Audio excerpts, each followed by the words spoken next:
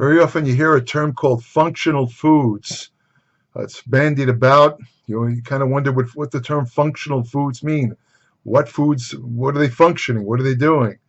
Functional foods are also called nutraceuticals because they basically are foods that contain nutrients that offer health benefits that go beyond just preventing a nutrient deficiency. In other words, if you take a lot of the way the suggested intake of nutrients are set up by the government, it's set up basically to prevent a nutritional deficiency. These are in relation to nutrients that have been found to be required in human health, certain vitamins and minerals. In other words, they set requirements for them, but the requirements that are set up are usually just enough to prevent a deficiency with a little bit extra just to account for individual variations in absorption, genetic, whatever it is, uptake and all that stuff. But in other words, the amount of these nutrients, they aren't set up to do anything other than really prevent deficiencies. If you take larger amounts of certain nutrients, they begin to have almost like drug-like effects. They can affect the prevention, for example, of various diseases. A good example of this, right off the top of my head, niacin, which is a B-complex vitamin. Niacin, when taken in larger amounts, starting at about 1,000 milligrams up to 2,000 milligrams a day, not the time-release niacin. Time-release niacin is very hard on the liver, should always be avoided. But regular niacin has been shown to have tremendous beneficial effects on moderating blood lipids, such as elevated cholesterol, elevated low-density lipoprotein, and also low HDL levels and triglycerides. So in that sense, taking larger amounts of niacin goes past the point of niacin's basic functions, which is to act as a coenzyme in various chemical reactions involving protein, fat, and carbohydrate use in the body.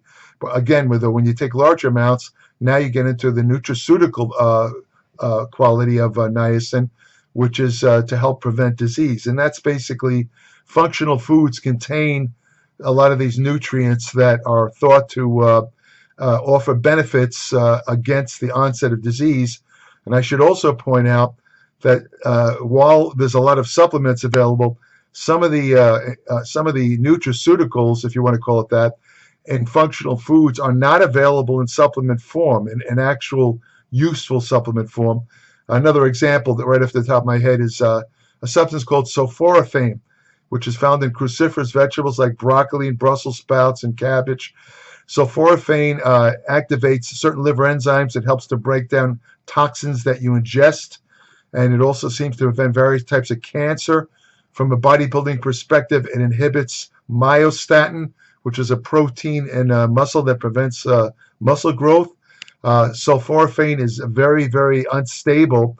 It can't be put in a pill form because it degrades very fast. Not only that, but the type of sulforaphane forms from a precursor in vegetables called glucophanin through the actions of an enzyme that's present in vegetables called myrosinase. And very often the capsules, for example, broccoli extract or whatever, they contain broccoli, and they might even contain glucophorin, but they don't contain myrosinase because the enzyme breaks down. It's an enzyme that breaks down really fast, so you're not really getting benefit unless it contains myrosinase. And even there, the amount is very small. It's come to my attention that they actually sell sulforaphane supplements. I don't think they're available in the United States, but these actually have a pretty good dose of sulforaphane, but they have to be kept cold. Otherwise, the sulforaphane degrades very rapidly, and it's prohibitively expensive. I mean, I couldn't even afford it's ridiculously expensive.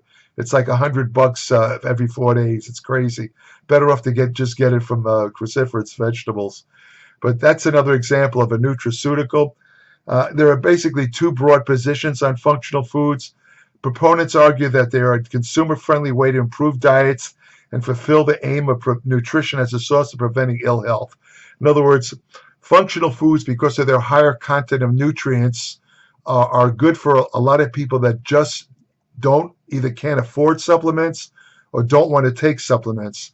You still need these nutrients to protect against disease and to basically keep you healthy. So you want to eat the foods that are actually naturally rich in these foods. Nutrients, which again would be nutraceuticals, or in a broad sense, functional foods. um, some people see these functional foods as a form of personalized medicine and health through consumer choice.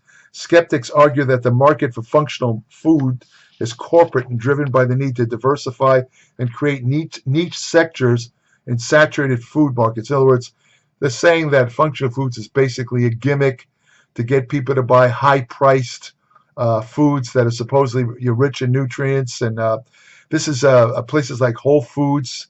They specialize in this kind of thing. Everything they sell is extremely overpriced.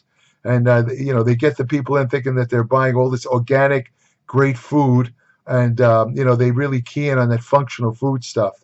But it's not really a fad. There is something to it. Another argument is that functional foods are affordable and appealing only to the worried well, which I was just talking about. In other words, these kind of semi-well-to-do people, that shop at the Whole Foods market and that type of thing. Like I say, the people that go there are prepared to spend a lot more for stuff like eggs. I mean, it's like 4 times the price of regular eggs. Everything's expensive, and they go there with the idea that this food is better than the food found in supermarkets, which isn't necessarily true. Functional foods, or the idea of functional foods, was developed and first regulated in Japan in the 1980s, and then it spread to North Europe and North America, and also affluent consumer markets. Again, like Whole Foods, those kind of natural stores that just sell food and supplements at extremely inflated prices. Now that functional foods are in the marketplace with more emerging aimed at mental performance and sports. In other words, a lot of the new, let's say, area of functional foods are, and you see this online a lot, are supposedly supplements and foods that'll increase brain power or cognition or thinking ability or memory or learning. I've talked about some of these supplements and foods in past videos, and there is something to it, actually. There is something to it. But the problem is, and I've said this in the videos, there is not a lot of medical evidence to show that some of these things work. There is some evidence to show they work, but it's not really, set in stone. A lot of the stuff could have a placebo effect. You're taking it on faith. I actually do take a couple of so-called nutraceutical, functional, brain building supplements like Bacapa, and I take acetyl L-carnitine. I take a couple others. I've talked about them again in past videos. Do I think they help me? Yes. What they do is they offer me a degree of mental clarity. When I'm writing, it makes it easier for me to recall words. It speeds my writing. It speeds my focus and concentration. Could it be a placebo effect? I'm sure a lot of it is, but they still help me. And hey, if it's getting the result that I want, that's all I care about. And they're not cheap, I can tell you that.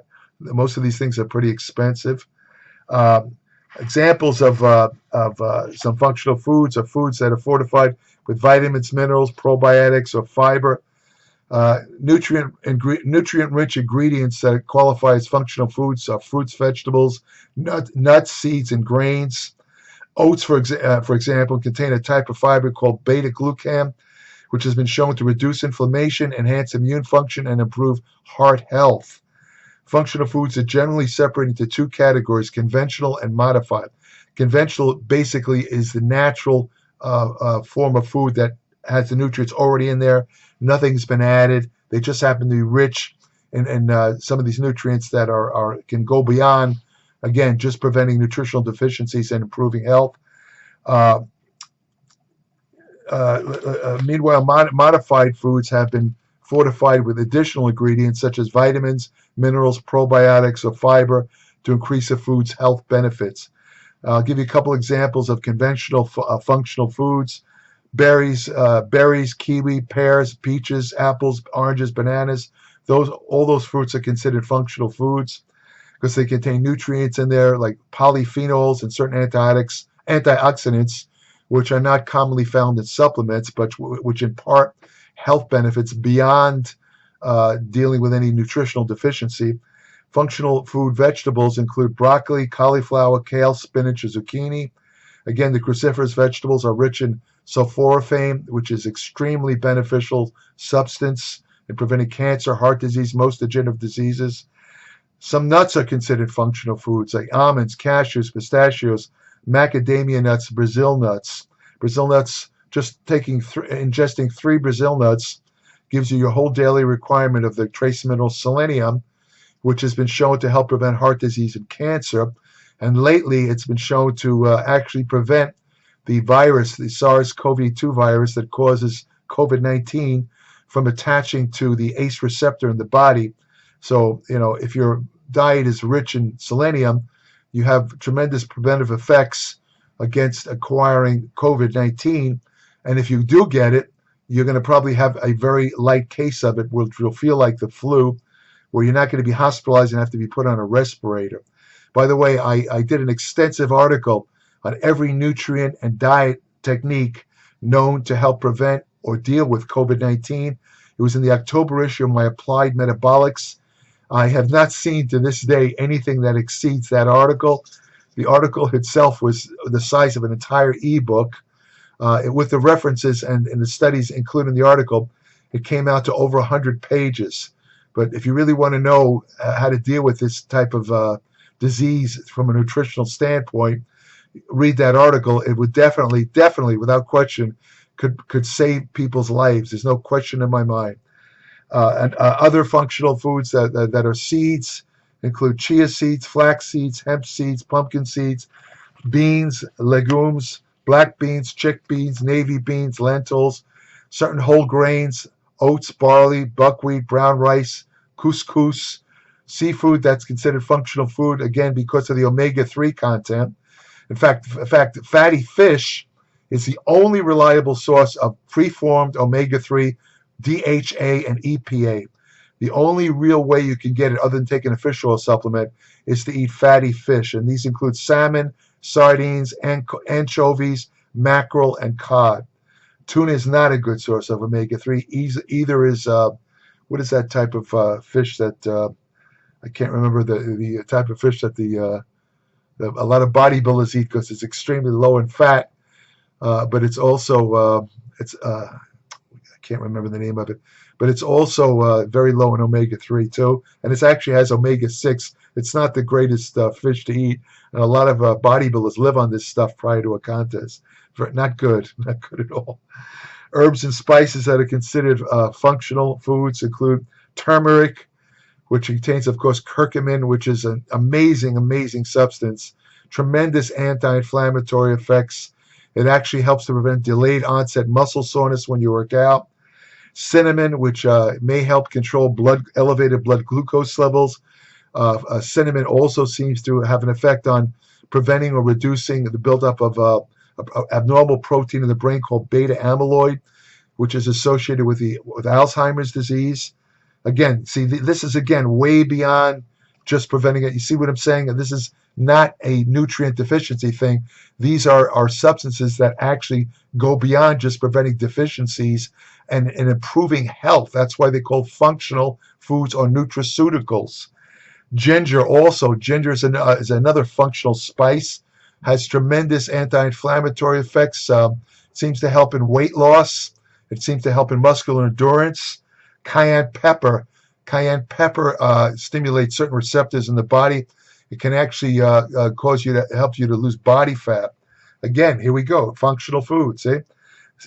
Certain beverages are considered, could be considered functional foods. Coffee. I think I've done videos on coffee. I don't recall offhand, but coffee is a tremendous healthy effect. Drinking about 3 cups of coffee will lower your risk of acquiring type 2 diabetes by as much as 47%, has a beneficial effect in preventing heart disease, even has a beneficial effect at preventing both Alzheimer's and Parkinson's disease. Again, see what I mean? Functional food. There's no nutritional requirement for coffee, but it contains elements in it, not just the caffeine, but with substances called polyphenols, chlorogenic acid, that act as functional nutrients. Green tea, I mean, green tea has a tremendous antioxidant, EGCG, that, oh my God, it does so many things. It alone raises your resting metabolism by 12%, independent of the caffeine content of green tea. So green tea helps prevent cancer, heart disease. Black tea contains also, again, several nutrients that prevent cardiovascular disease, lower elevated blood pressure. Again, here we go, functional nutrients. Modified functional foods are food products that have been fortified with additional nutrients. An example of this is eggs that are fortified. You see in the supermarket, eggs that are fortified with extra omega-3. Unfortunately, I think, as far as I know, the omega-3 that's added to eggs is alpha-linoleic acid, which technically is an omega-3, but actually is a precursor for the genuine omega-3 or the bioavailable omega-3, which is EPA and DHA, which again is only found naturally in fatty fish and fish oil supplements. Your body can only convert anywhere from 1 to 10% of alpha-linoleic acid into EPA and DHA, so it's not really that great for that purpose. The benefits of functional foods include the prevention of nutritional deficiencies. For example of that is the classic example is adding iodine to salt. Before they added iodine to salt, a lot of people around the world got this disease called goiter, where you get this big bulge in your neck because the thyroid gland enlarges to try and trap as much iodine as possible, because you're not getting enough iodine in your diet. Iodine is needed for the synthesis of thyroid hormones. I believe 1/3 or 2/3, I can't remember offhand, of thyroid hormone is composed of the trace mineral iodine, with the rest of it being the amino acid tyrosine. So what they did years ago is they started adding iodine to salt, and once that happened, the incidence of goiter and iodine deficiency practically disappeared around the world. Now here's the bad part. A lot of people, because of fear of salt and high blood pressure, have stopped eating iodized salt. So the strange thing is that the iodine deficiencies are coming back now. People are starting to show up with iodine deficiencies. And again, if you don't have iodine, your thyroid's dead. There's no thyroid output. You don't need a lot of iodine, but you have to have it every day.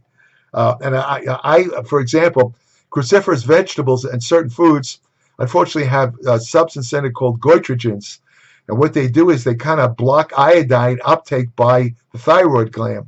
And that only happens when you eat a lot of these vegetables. I mean, let's say cruciferous vegetables, let's say you take one broccoli, you'd have to eat about maybe 3 pounds a day to have a negative effect on iodine uptake. Just to make sure, however, I take 1 capsule a day of a iodine supplement derived from a form of seaweed. It contains 1,000 micrograms of iodine, which is about maybe 10 times more than the daily requirement. But I take that just to ensure that I get my daily iodine requirement, because I do eat broccoli almost every day and a couple other cruciferous vegetables, again, because they're functional foods and they provide nutrients that you can't get in supplement form. Then you have functional foods containing nutrients such as omega-3, the real omega-3, DHA and EPA, can help reduce inflammation and prevent cardiovascular disease. Functional foods rich in fiber, like, for example, like oatmeal, and various legumes and grains, whole grains. They can promote better blood sugar control, help prevent diabetes, and protect against conditions like diabetes, obesity, heart disease, and stroke. Fiber may also help prevent digestive disorders, including diverticulitis and stomach ulcers. Also, when you consume soluble fiber, there's 2 forms of fiber, soluble and insoluble. Insoluble gives bulk and helps you go to the bathroom, basically, whereas soluble fiber, that can be broke down by the intestinal microbiota, intestinal bacteria, and that's basically food for the intestinal microbiome, which is very important for health. And when the intestinal bacteria break down soluble fiber, they produce a short chain fatty acid called butyrate, which has tremendous effects. It helps prevent colon cancer, and it helps prevent heart disease. And when it gets to the brain, it actually helps to prevent the buildup of abnormal proteins associated with Alzheimer's disease. So don't overlook the importance of dietary fiber. I've mentioned in past videos a big problem I have with diets that eliminate fibers, such as the so-called, what is it called again, the carnivore diet, or even ketogenic diets, which contain carbohydrates, 25 grams or less carbohydrates, grams of carbohydrate a day. The problem with these diets is that they're often very, very low or devoid. In the case of carnivore diet, devoid in fiber, which is very bad for you in the long run. I don't care what any of these people say. They talk about how much better they feel. Oh, my joint pains disappeared on carnivore diets, which is basically meat and just pure protein. It's great for weight loss. I will admit that. However, the lack of fiber is gonna hit you in the face sooner or later, because you're gonna get what they call dysbiosis, which is an imbalance of intestinal bacteria. And intestinal bacteria, it communicates with the immune system, 99% communication with the immune system. So you're going to wind up getting diseases easily. Very, very bad not to include fiber. To me, it's probably the most overlooked food. It's a functional food, basically. Nutrients added to functional foods can prevent birth defects, such as spinal bifida, which is caused by a lack of the nutrient folate. That's why they add folate to a lot of foods, because women who are pregnant, if they lack folate, they get what they call neural tube defects, such as spinal bifida, where the spine stays outside the body. It's a serious birth defect. It's estimated that increasing the consumption of folic acid, which, as the name implies, is found folia, mostly vegetables, it could decrease the prevalence of neural tube defects by 50 to 70%. Also, I should mention folate is actually, they've recently found that it has a really good effect on helping to prevent depression, which is 3 times more common in women. What I would suggest, if you do want to use a folate supplement, don't use folic acid. It's not the best form, because folic acid has to be changed to the methylfolate form, which is the form usable by the body. And they do have supplements that come directly as methylfolate. So if you're ever going to use a folic acid supplement, use methylfolate. It's the one that's best absorbed and used by the body, because all folic acid, all folate you eat has to become methylfolate. And when you take it in supplement form, it's like express route. It's ready to go. So that's about it for functional foods. Basically, good for anybody to eat, especially if you're one of these people that don't like to chug a lot of supplements, and you want to get some of the benefits, the health benefits of nutrients and nutritional substances that go way beyond just merely preventing deficiencies. That's functional foods and nutraceuticals. If you want more information on nutrition, exercise science, anti-aging research you can use today, fat loss techniques that really work, ergogenic aids, hormonal therapy, the truth about food supplements, which ones work, which ones don't, women's health and fitness, and many, many other topics. Nobody covers as many topics as I do in my Applied Metabolics newsletter. It averages 40 to 50 pages every month. It's like getting a monthly ebook. There's no advertisements. I'm not trying to sell you anything. It's all evidence-based information that includes my nearly 60 years of empirical knowledge. In other words, things I've learned along the way that you can't be taught in school. I've learned, I tell you, especially with the training, I've made mistakes, and I try and tell people what to do to avoid making some of the mistakes I've made. And I gear you towards making the best progress you can make based on your own genetics and motivation.